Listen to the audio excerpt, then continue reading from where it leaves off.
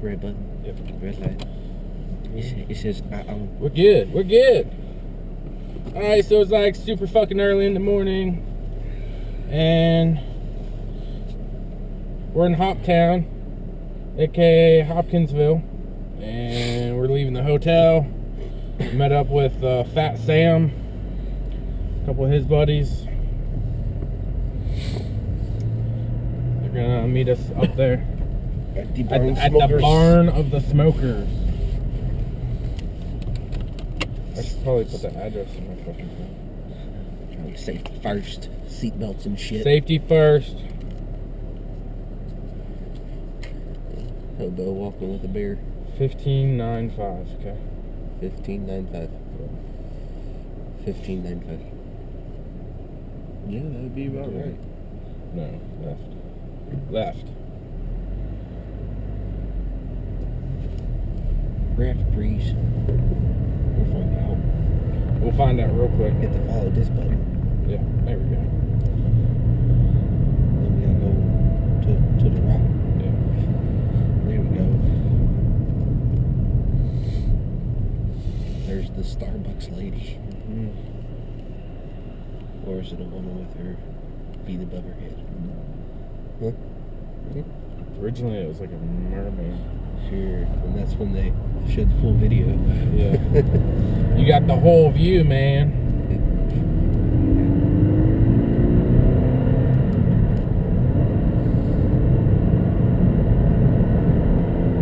Oh man, they got Chick-fil-A. Hopkinsville is moving up in the world. And a Logan's. Oh, and a Logan's? And a hot damn. We got a Toyota Hopkinsville. Tell you what, can I have you put this in your phone? Or Chevy. Because I want to vlog a little bit. Because you what? I want to vlog. We're going to be there in 6 minutes. I know. Still want to vlog.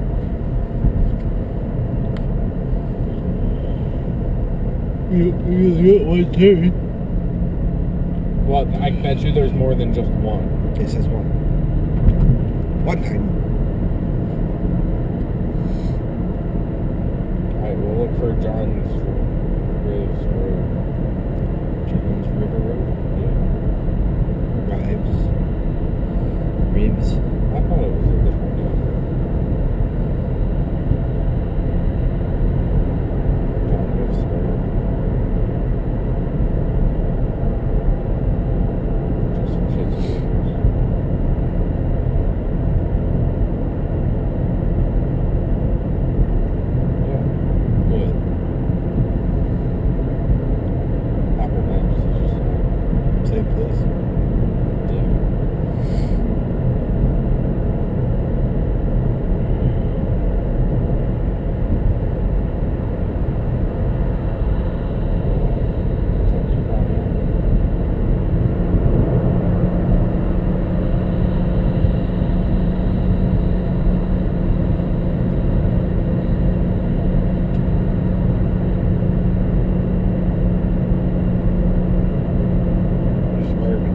Swerve.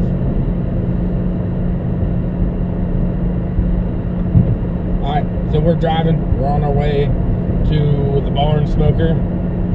And we should be there on time. 1 mile, turn left. Oh, you heard Way it. to ruin the video. Fucking waves. Alright. There's like one turn and she's gotta open her mouth. Peace. Alright. So, we ate a huge breakfast. Real big. I had, I think, 2 plates. I think Ray had 2 plates. Yes. Yeah. And, I don't know, what else? Orange juice. Oh yeah, orange juice. We had some juices. And the whole time on In half a mile, the television. turn left onto John Reeve Road. Don't tell me how to live my life. So, the whole time on the TV In there. a quarter of a mile, Oh, you were turn just, left. you were just asking for it. You're like, I'll pause this video. Give it up on that video. No, giving up on the waves. Hey, wait, right there. Yeah, but it's See right there? See, look, it says bar. Yeah. We want one of them signs. I'll hop out and grab it.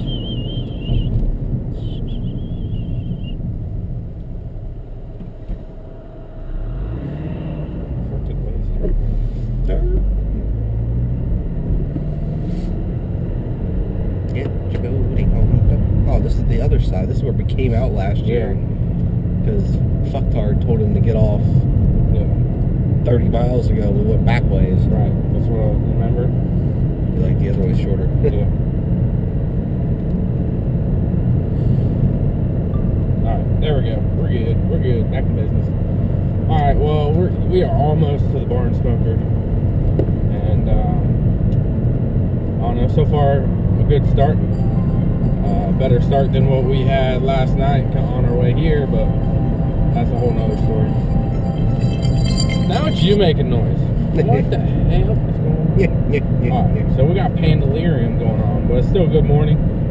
As you can maybe see in the side view, I have a frontal view, I got the GoPro going.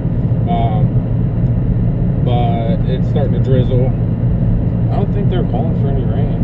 I don't think we're supposed to be in. But if anything, we're being sensitive. Yeah. We'll be in a big barn. We'll be in a big barn. We're gonna smell like tobacco. What? Alright, so we're gonna close this down and we'll see you at the Barnsmoker. Look at that, my lights popped on. I know they popped out. He's swerving all over the place. I know. It's a one-way street. There's no one-way street. This is a hope a combine don't show up. Yeah, that's what I'm saying. One way. Motherfuckers. Hey, you want a cow? I'll give you a couple. Bring her. Yeah. Real cheap. Real cheap. Man, them motherfuckers are flying.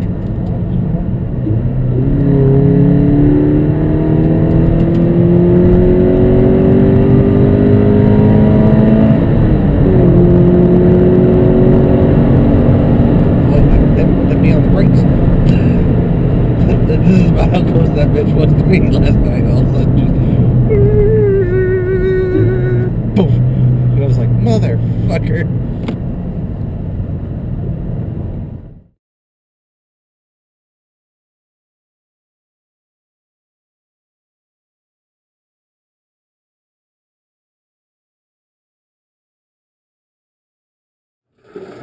Yeah! All right. Well, yeah, go on, put another scoop in the bucket there.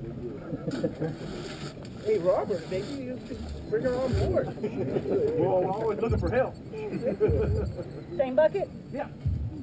Hold up. Fantastic. All right. We gonna grab Next the up. bucket. Yeah. Who's our next volunteer here? We'll pass the shovel. Pass the shovel. Yeah. You want to just walk out this We're gonna be walking the buckets down this far bay right here on the side. So we want you guys to come in the barn and see what we're doing. But if you don't mind, stay in these two sections here on the right, so we don't want to get anybody hurt. Let's do it. Walking this way. Everybody, come over here. You're gonna go down these lanes and follow me all the way to the back. Yeah, stick another one in. I'm not sure I want to follow Ben anyway. Well, there's the leader. I'm the Hold the bucket. Cattle prod, careful.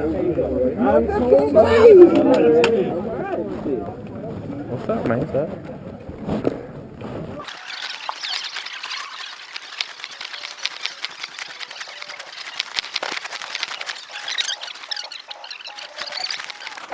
Back in. That's the right word. Yo, that is the right outfit to be. We just need to get you the orange. I have it, but it's too damn cold. Now the orange. I got it in the car. Dude. Won't lose him. High on end. All right, so here's the deal. Don't worry if you can't see this. Hi, Kat. Hi. Nice.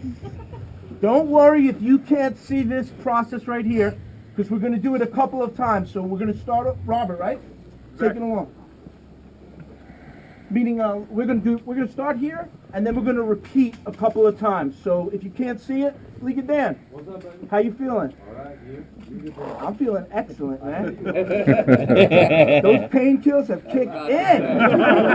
Dude! I All right. Throw it down. On second. So, a couple people asked some questions on the way in about what kind of wood we use. And so what we do is we start to go around these local sawmills, and we'll start here in about another month.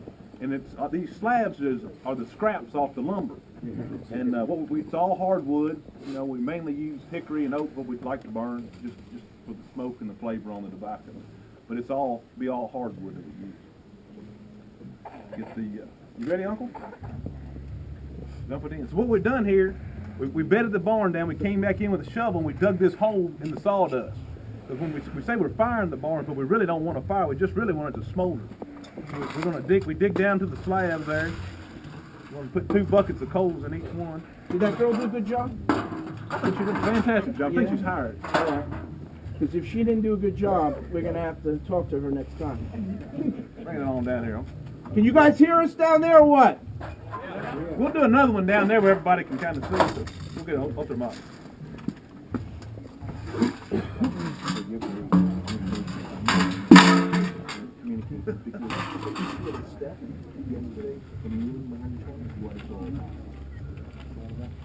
We think we'll monitor those ones. I tell you what, let's go down there. Maybe where the ultrasound can see. Yeah.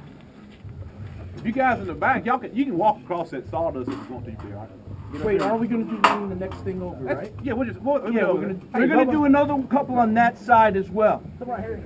If you guys could make a hole right there, we'll come across and we'll burn it out of these buckets. Hey, so one of the things that you're not going to see right now, this is not going to like catch. Hello there.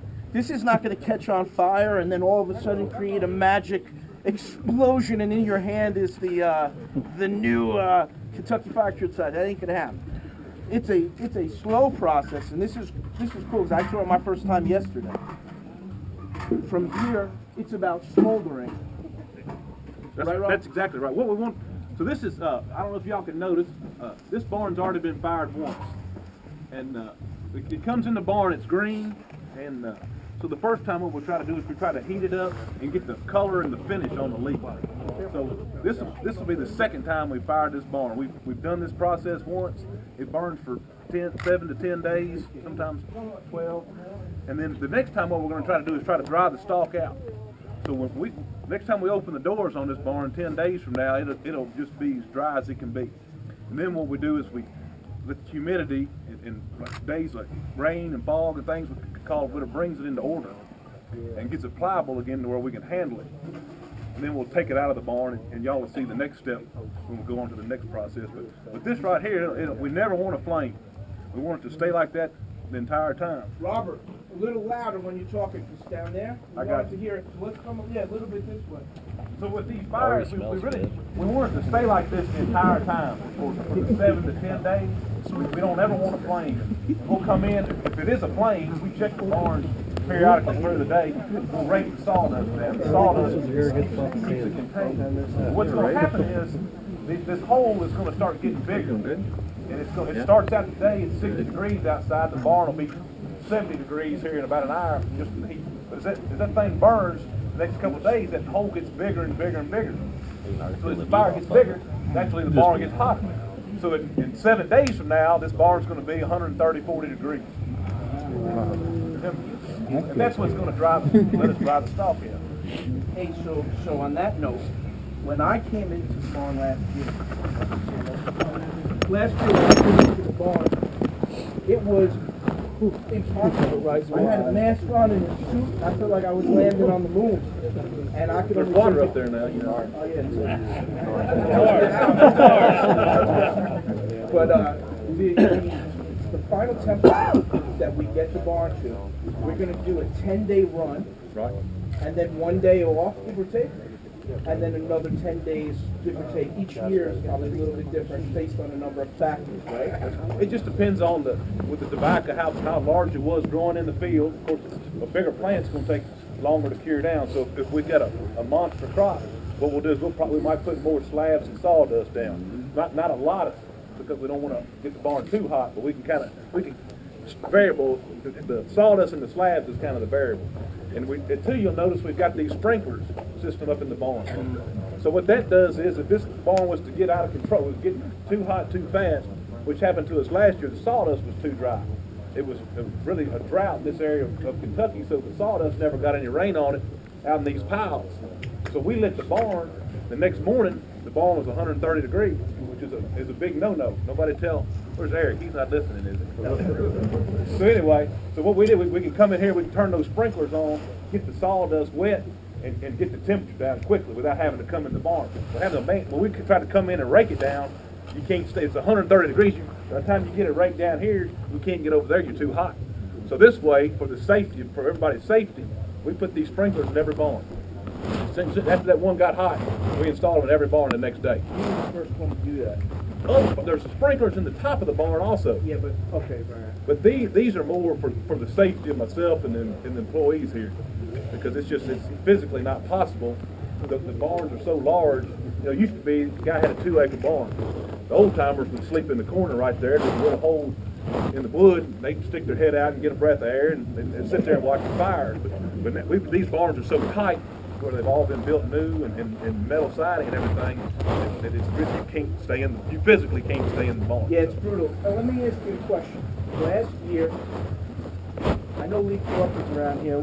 Oh, he's on the other side. But last year I had asked him, have you guys ever, this is a very unique process for premium cigar people, all right? It's used in smokeless, it's used in pipe, it's used in cigarette, but in the premium side, this is really a newer thing for the entire industry. So, myself included, we're learning as we go. When I was in Holland last week, I was in Europe, and it was in Holland, and they were saying, you know, I was describing the smoking process. Now, yesterday we spent a little while talking about what we do with the Pappy Van Winkle cigar, which we're going to talk about in a little bit. But I was describing the pre-Pappy side, where we send the barrels to St. James Parish, strictly the fire cured side. And the guy said to me, he says, well, that's very similar to how we smoke heel in Holland. And it's very similar to the way the guys who make stock smoke Scotland. And it's very similar to the way you have your green egg that you overpaid for, Jewel. That's like one of the first things I learned. And that green egg in the back is how you smoke the steak. And the process really, there are little different mechanisms and a little different timings and a little different maybe heat and temperature. All those little differences are incredibly important, each one of them. But the big picture is, if you guys see the signs that we have posted around somewhere, there's never one when you need one, but they say it's all about the smoke. And not only do we see that with Kentucky Fire Cured cigars, but you see that throughout many sides of the industries of food and spirit and beverage and premium tobacco. It's all about the smoke. And let me interrupt you for just saying this. What Jonathan was talking about, cooking this steak, you don't want to cook a steak fast. Or a roast, you want to, sometimes I guess, it might not be the best analogy. But anyway, with the tobacco, just like cooking meat, you want to cook it real slow and give it time, and that's what we want to do. We don't want to just bake the tobacco. We want to roast the tobacco. We want to let it sit in here and marinate and get the smoke. Hey, did somebody write that down in marketing? Because that shit is excellent. I haven't. That's the perfect analogy. That's why I love never marinated tobacco. No, it's the same. It's the same. It's all about taking your time, doing it right. But when it comes to on the smoke side, the 10-day, I never really understood why you guys kind of take a break in between the smoking. So I still don't even, I never asked you that. In terms of why do you take the break? Well, for one thing, we got to clean the barn out. So we'll come in here, when this barn's out, we'll come in here and actually wet the barn down, but we don't want ash to get up in your cigars. So we'll turn that water on and get it wet to where we can bring the equipment in to work on the barn. And do you bring in a new round of hardwood and everything? We'll do this the first day. We'll come back 10 days later and do the exact same thing again. So it's not only is it 2 rounds of 10 days, 1 day between, but it's a whole fresh setting each time. That's correct. So in that, you were going on about. So that Jonathan was asking about the break in between. If you can see this tobacco, it's pliable right now. It's what kind of like it's got life in it. So what we like to do is, if we can, in between the 2 firings, is get the tobacco where it's got back to life again. And the way we do that is with humidity, moisture, whether it be natural or artificial, through the top. we want to get that tobacco because it'll accept the smoke. When it's dried out, the smoke won't penetrate the leaf. So when we get it back where it has some body, then it'll take more smoke on the leaf and get a better finish on the leaf. Same on the other side of the tobacco as well. Ingredients, it's process. It's really careful. You know, the smoking process, each year, do you always use the same wood, the oak and the hickory and the maple, or like what makes you choose which wood you're going to buy that year? Like when I think of things we do, every year there's different reasons to buy either different crops or different farmers who go do different things, or seed variety, that's a whole other thing. So what is it you do with the wood? So the first thing that's going to dictate it, obviously, is what the sawmills are using. So no matter what, we're going to use hardwood. And we definitely don't want any pines or anything like that. You can get some lighter hardwoods that'll burn quicker if you want to maybe try to heat up the barn. If it's been real wet during the harvesting season, and you need to get the tobacco heated quickly to get it dried down, sometimes we'll put some lighter hardwoods in there so they will burn faster. We'll back up on the sawdust a little bit, put a little less sawdust and a little more wood to heat it up a little bit quicker. Maybe instead of getting hot on the 4th or 5th day, get hot on the 3rd day. Things like that. There's also one thing I need to ask you that's important. Now, last year, I asked Lee this question, and I wanted to ask this to you. I don't think you heard me when I asked. You guys all know how fire curing got started? One or two people. All right, well, hang on. Don't tell me. This is the question I have heard that the whole fire curing process started in the U.S. anyway, on the U.S. side. I think it did start here in Kentucky. Before Brazil, anything. It was right here in Kentucky, but I'm not exactly sure. I heard that there was a farmer here in Kentucky who didn't sell out his crops. So at that time, it was like Little House on the Prairie. You know what I'm saying? People had the floors of dirt. I mean, it was a real deal. And I heard that when the farmer didn't sell out his tobacco, they stored that year's tobacco up on the loft where the kids used to sleep. So he took their bedroom, the loft area, and he put up the tobacco up into the loft. And then throughout the winter, they were burning the stove in the house, in their little house on the prairie house. This is what I heard. It's going to be a hard story to beat, John.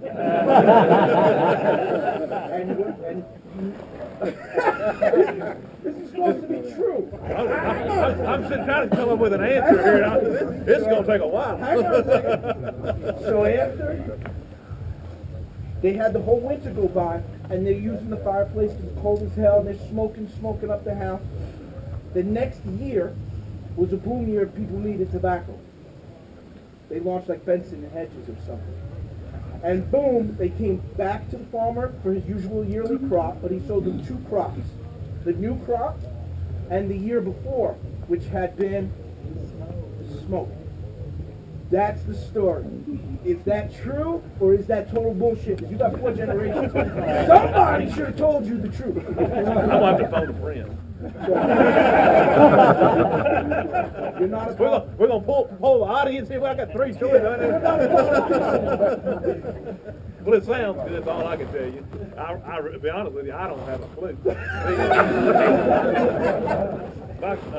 My great-grandfather moved here in 1800 and something and started farming, and they raised tobacco, barley tobacco.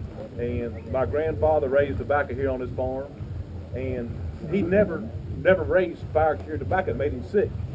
So they only raised barley tobacco. So my uncles, they started raising tobacco here, and they never raised any dark fire tobacco. And then when the moist tobacco industry really picked up about 10 years ago, and when they started less cigarettes, more smokeless products.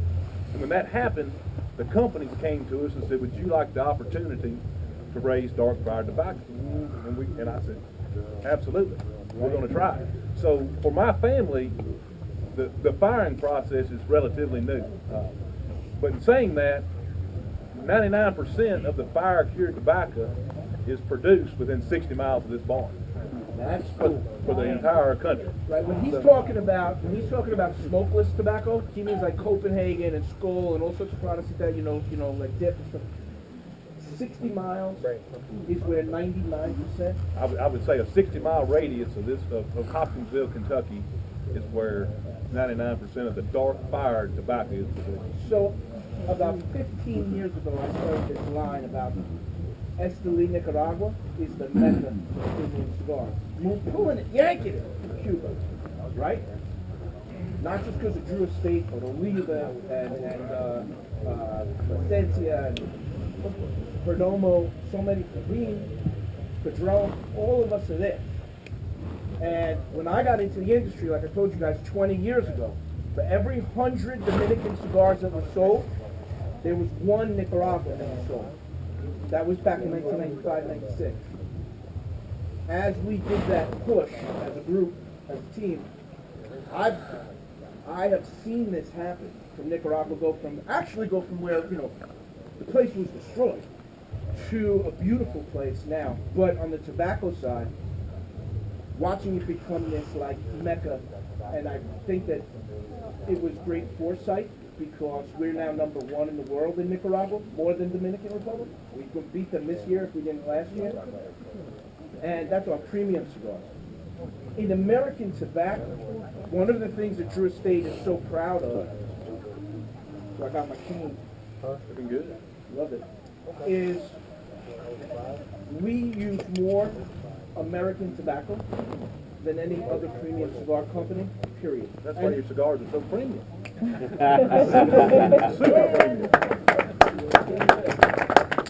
You know what? It's a very big deal for us, DrewEstate, because we're very Nicaragua-centric, Manhattan-centric, and then our countries, our main countries, Nicaragua, Brazil, and Connecticut. And when I say countries, the other one I always say is Connecticut, because in Connecticut, we're buying about 250,000 pounds of broadleaf a year, all like heavy made for us style. Each year, it's more and more, each farmer gets to the point of calling it heavy leaf, where to you, that's going to mean different things to a farmer. They start thinking of that means, planting different, seeds further apart from each other. There's so many different things that take place to get the leaf that we want. So for us, in the U.S., we've always been pumping energy, resources, time into Connecticut. That's why we did